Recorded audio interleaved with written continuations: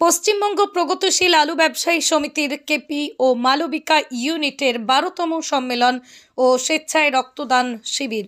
রক্তদান জীবনদান, তাই রক্ত দিয়ে প্রাণ বাঁচান। আর আজকের এই রক্তদান শিবিরেই মোট 80 জন রক্তদাতা রক্তদান করেন।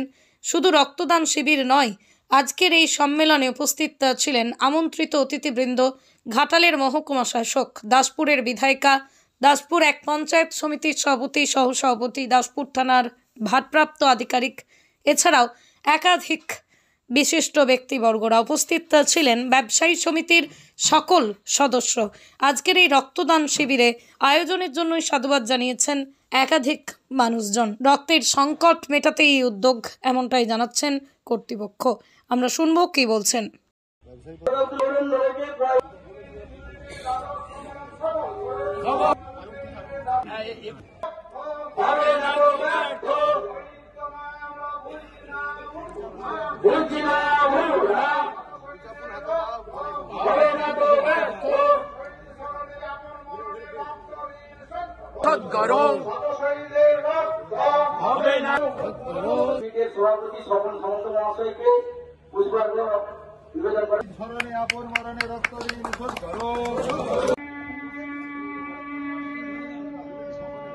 নমস্কার।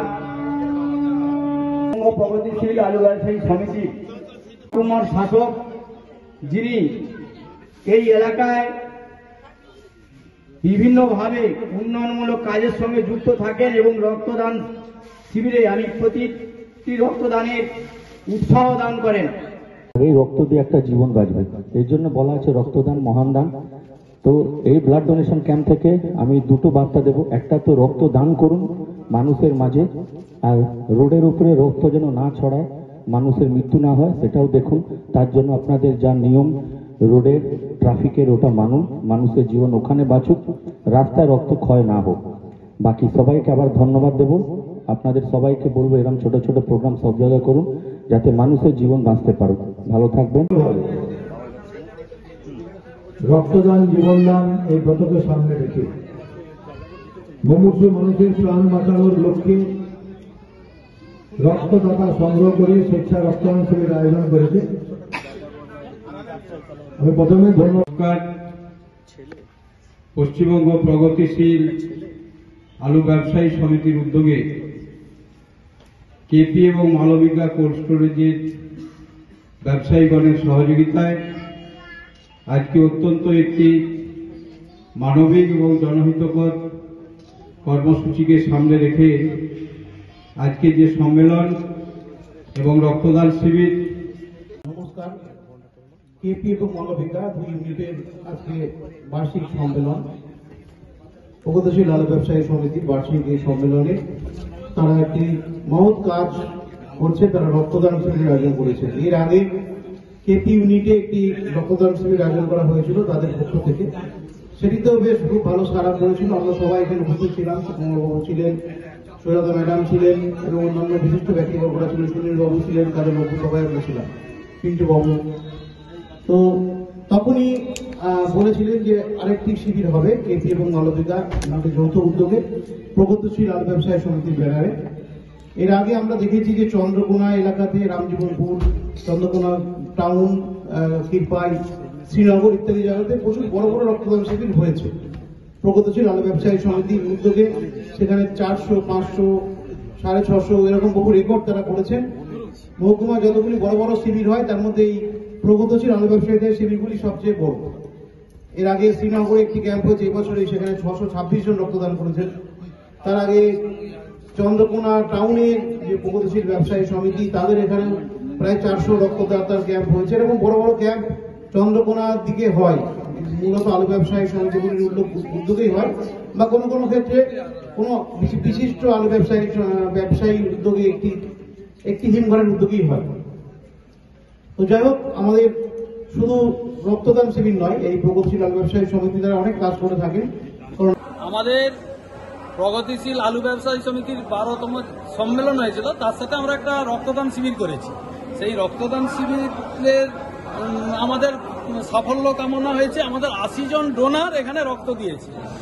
আর তার সাথে সাথে আমাদের এই সম্মেলন খুবই ভালোভাবে আমাদের সুষ্ঠুভাবে সম্মেলন হয়েছে। আমাদের কেপি চাঁদপুর বৈকুণ্ঠপুর ইউনিটের আলু ব্যবসায়ী, প্রগতিশীল আলু ব্যবসায়ী থেকে এই সম্মেলনটি করা হয়েছিল এবং তার সাথে সাথে রক্তদান শিবিরও করা হয়েছে।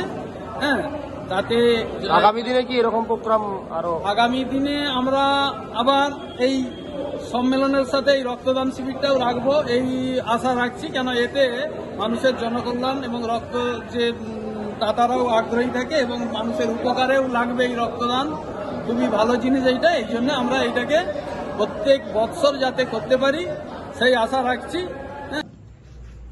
প্রগতিশীল আলু ব্যবসায়ী সমিতির অন্তর্গত কেপি মালবিকা ইউনিটে 12তম সম্মেলন। এই সম্মেলনে আগত সমস্ত অতিথিবৃন্দ এবং আমাদের সদস্যকে যথাস্থানে শ্রদ্ধা নমস্কার জানাই। মূলত আমাদের এই সম্মেলনের উদ্দেশ্য দীর্ঘ 3 বছর আমাদের কমিটি দ্বারা এই সংগঠন পরিচালিত হয়েছিল। 3 বছর পরে আমরা সম্মেলন মঞ্চে নতুন কমিটির প্রস্তাব করি এবং সেই কমিটিকে আজকে ঘোষণা করেন। এই সম্মেলন থেকে আমি একটা বার্তা দিতে চাই, আমরা আলু ব্যবসাদার শিক্ষিত যুবক ছেলে, আমরা বেকারত্ব জ্বালায় আমরা আলু ব্যবসাকে নিজের পেশা হিসেবে ধরেছি। এই পেশা করতে গিয়ে আমরা বিভিন্ন সময় বিভিন্ন লোকের কাছে লাঞ্ছিত এবং অন্য ভাষায় গালিগালাজ শুনতে পাই। মূলত আমরা কিন্তু ওই ব্যাপারে নেই। আমরা চাষিদের কাছে মাল সংগ্রহ করি, সেই মালকে বাজারজাত করি। আমাদের রুটি রোজগার একটা পয়সা থাকে, সেই পয়সা থেকে আমাদের ছেলে মেয়ে, আমাদের পড়াশোনা এবং সংসারের জন্য কাজে লাগাই। তাই আমরা ফাটকাবাজও নয়, তোলাবাজও নয়, আমরা কোনো লোকের ক্ষতি করতে চাই না। আমরা বিভিন্ন সমাজের সঙ্গে যুক্ত থাকি। বিভিন্ন সময় আমরা বন্যার টানে আলু দিয়ে সাহায্য করি, রক্তদানে আলু দিয়ে সাহায্য করি, নিজেরাও রক্তদান করি। কিছু দুস্থ শ্রেণীদের ছাত্র বই দিয়ে এলাকার অন্য সমাজের কাজে আমরা কাজ করে থাকি। কমিটি যেটা ঘোষণা হলো, সেই কমিটিতে কে কি পদ পেল বিষয়? এই কমিটিতে আমাদের সম্পাদক হয়েছেন স্বপন সামন্ত মহাশয়, স্বপন সামন্ত সভাপতি, সম্পাদক হয়েছে অমিত সামন্ত, কোষাধ্যক্ষ হয়েছেন সৌরভ মাঝি, হিসাব রক্ষক হয়েছে গোপী জানা, সহসভাপতি হয়েছে সুধাকর মণ্ডল, সহ সম্পাদক হয়েছে অমিত দুলুই। এটা কেপি এবং মালবিকার ইউনিটটা পরিচালনা ব্যবসাদার সমিতির এরাই দায়িত্ব থাকবে। কেপি এবং মালবিকা করছে। আপনার নাম? আমার নাম পদ্মুৎ পাল, আমি এই কেপি ইউনিটের প্রাক্তন সম্পাদক।